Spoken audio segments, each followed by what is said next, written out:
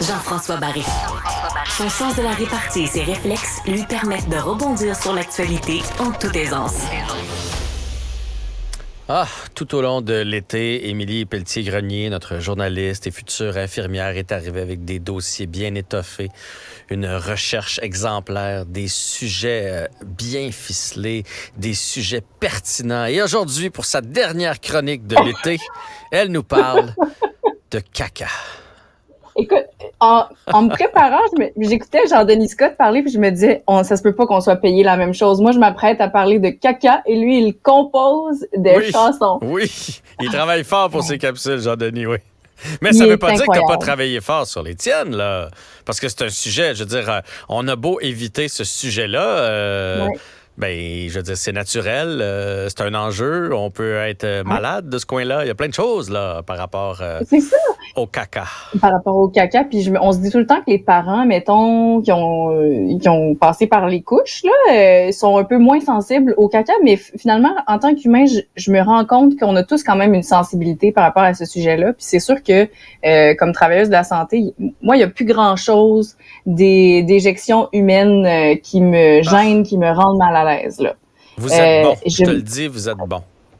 Je me suis fait vomir dessus, péter dessus. On a fait littéralement caca dans mes mains par accident. J'ai ramassé tous les liquides biologiques qui sont imaginables. Puis, de façon générale, ça m'en prend vraiment, vraiment beaucoup pour que le cœur me lève. Mais chose étrange, tous les travailleurs de la santé, on est tous plus sensibles à un ou l'autre des liquides biologiques. Puis, je sais que pour beaucoup de mes collègues, ce sont les stomies qui posent problème. Les stomies?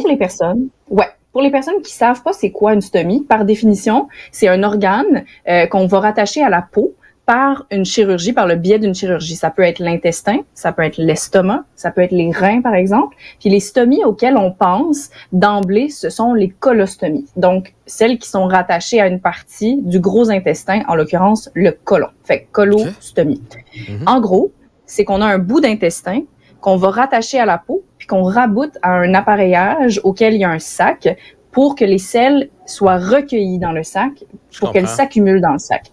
Puis, moi, j'avais envie de faire un peu honneur pour ma dernière chronique, faire un clin d'œil à l'unité sur laquelle je travaille au CHUM. J'en ai jamais parlé parce que je voulais pas qu'on pense que je parlais au nom du CHUM. Mais moi, au CHUM, je travaille en chirurgie digestive.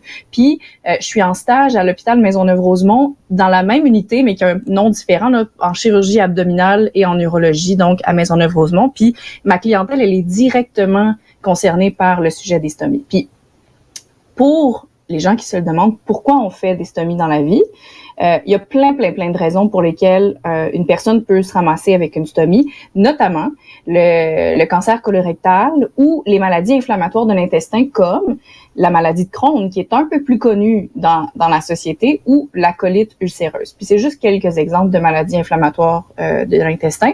Puis, en fait, c'est sûr que si on fait une stomie ou pas, ça dépend de quelle partie de l'intestin, quelle partie du tube digestif est malade. Est-ce qu'on doit enlever le rectum et l'anus complètement? Oui, c'est possible de faire ça. Et oui, c'est possible de vivre sans son rectum ou sans son anus. Par la force des choses, on va continuer de produire des selles, mais elles vont être recueillies dans un sac plutôt que d'aller dans la toilette.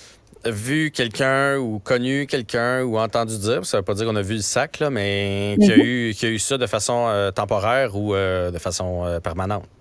Donc ça, la stomie, c'est ce qui se retrouve dans le sac. Ben, la stomie comme telle, c'est le nom. Stomie, c'est pour bouche. Donc, le sac de stomie, c'est le sac. Puis dans le sac, c'est des selles ou de l'urine, par exemple, ou les deux, des fois, qui sont mélangés en fonction de où on est positionné. Puis, comme tu disais, des fois, la stomie, elle est temporaire. C'est pour mettre l'intestin au repos. Fait que si on enlève une partie ou qu'on vient jouer dans une partie de l'intestin, ben on va juste mettre une stomie de façon temporaire. Bon, mais je me souviendrai toujours, moi, comme la première fois où je suis entrée en contact avec une stomie comme infirmière, là, comme étudiante infirmière, c'est particulier. L'odeur est particulière parce que, évidemment, c'est des selles qui proviennent pas du même endroit dans le tube digestif.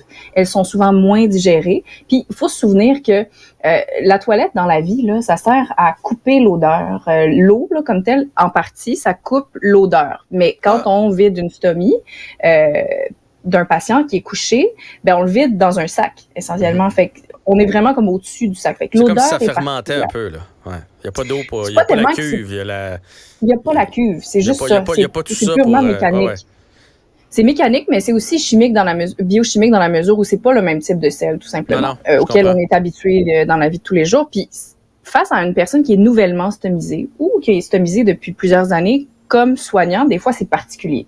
Parce que nous, comme infirmières, puis comme étudiante infirmière, puis comme travailleur de la santé, on doit transmettre l'espoir. On doit transmettre des connaissances pour aider la personne à faire peut-être certains deuils, à accepter cette nouvelle, ce nouvel appareillage, qui soit temporaire ou permanent, tu sais. Puis ce qui est plate par rapport à ça, c'est que pour les patients, des fois, c'est choquant d'avoir face à soi quelqu'un qui n'a pas de problème d'intestin. Puis moi, ça m'est arrivé de me faire dire, écoute, moi, là, t'es bien cute, là, ma petite, mais le jour où toi, tu vas devoir faire des selles dans un sac puis le changer avec tes propres mains, tu reviendras m'en parler, tu sais. Fait qu'il y a une frustration qui vient avec ça, puis il faut accompagner, puis... Ta fierté en prend pour son rhume là, quand t'as ça. Là. Puis il y a des affaires pires que ça dans la vie, puis en médecine, puis en problème de santé. Reste qu'il n'y a personne qui a envie d'avoir ça. Là, quand il y a toujours quand pire. tout fonctionne bien, on se dit pas hey, j'ai assez hâte d'avoir un sac de stomie. Là. C'est ça. Puis il y a toujours pire, mais je pense qu'en santé, il faut se rappeler que on n'est pas à la place du patient, puis il faut accompagner. Puis justement, moi, en cherchant des outils pour accompagner les personnes, j'ai découvert qu'il y a j'allais dire une jeune femme, mais c'est une femme qui a le même âge que moi, là, dans la trentaine d'années, qui s'appelle Camille Lemay, qui elle-même souffre de la maladie de Crohn, puis qui est plus ou moins récemment stomisée.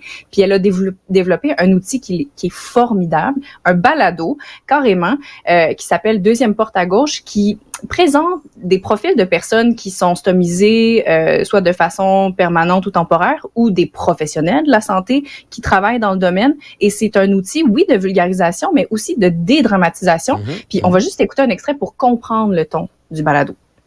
Mais c'est ça, c'est que c'est tellement gros au début, puis on dirait que comme toutes les images qu'on avait aussi, tu sais, je sais pas, t'as-tu écouté Grey's Anatomy? Non. OK. J'écoutais beaucoup Grey's Anatomy quand j'étais jeune. Puis c'est comme, même à la télé, à chaque fois qu'on entend parler, comme dans Grey's Anatomy, dans Géolocaliser l'amour de Simon Boulris sur Tout.tv, dans Stat, même récemment, chaque fois qu'il est question d'une stomie, c'est la fin du monde. C'est comme la chose répugnante qu'il faut pas que t'aies. Puis le pire, c'est que ça fait tellement longtemps que ça existe, des stomies, là. Ça fait longtemps. Comme opération. Ça fait longtemps, puis il y a tellement de gens à qui ça fait du bien. Comme là, justement, tu disais, genre, j'ai pu voyager, j'ai pu recommencer à faire des trucs. J'ai plus mal. Ben, j'ai plus mal. C'est ça. Ouais. Puis, tu sais, je me dis, j'aurais aimé ça. Je pense qu'il y a des gens qui partagent leur histoire positive comme ça, ou tu sais, qu'il y en avait sûrement, mais j'ai pas eu accès ou j'ai pas vu passer ces témoignages-là. C'est très. Puis c'est ça. Très humain, très courageux. Oui, puis le ton aussi est pas formel, fait que ça doit être un outil formidable quand on est une personne qui est nouvellement stomisée, d'entendre des jeunes personnes dire, écoutez, moi j'ai été capable de voyager, j'ai été capable d'avoir une vie sexuelle, j'ai été capable de montrer ma stomie, parce que l'intervenante à qui Camille parle est une jeune femme qui dit, moi j'ai eu aucun problème à mettre en maillot avec ma stomie, fait que je pense que c'est un discours qui fait du bien, puis d'un point de vue statistique, de sensibiliser les gens aux conditions intestinales, aux maladies intestinales, c'est important, parce qu'au Canada, on se rend compte que le cancer colorectal, c'est le cancer qui est le plus meurtrier chez les hommes, puis le deuxième plus meurtrier chez les femmes. On a beaucoup de cas de cancer colorectal au Canada. Puis d'ailleurs, le gouvernement québécois est très au fait de ça, puis veut se pencher sur une motion pour rendre le dépistage systématique chez les personnes de 50 ans et plus, parce qu'on se rend compte que d'un point de vue de santé publique, c'est un enjeu. Fait que la morale de mon histoire... Des selles, ou tu veux dire les colonoscopies? Ben, ça serait pas tellement une colonoscopie, parce que de nos jours, on a des outils de dépistage qui sont bien moins invasifs que la colonoscopie. Donc, en premier lieu, on va faire un test de sel. Puis la motion du gouvernement du Québec, ce serait, tu vas à la pharmacie, puis tu vas chercher ton test de dépistage colorectal, puis c'est vraiment un échantillon de sel que tu pourrais ramener dans un centre de dépistage, puis ça serait comme la première étape d'un dépistage généralisé. Fait que moi, c'est sûr que comme future travailleuse de la santé, je peux pas être en défaveur de ça, surtout quand on sait que c'est un cancer qui, lorsqu'il est pris tôt, a un taux de mortalité qui est très faible, tu sais. Fait que la morale de l'histoire, c'est regardez vos selles, soyez au fait de si vous saignez du derrière, puis tu sais, soyez au fait de à quoi ça ressemble là, quand vous allez à la selle. C'est une information qui, du point de vue de la santé, est important.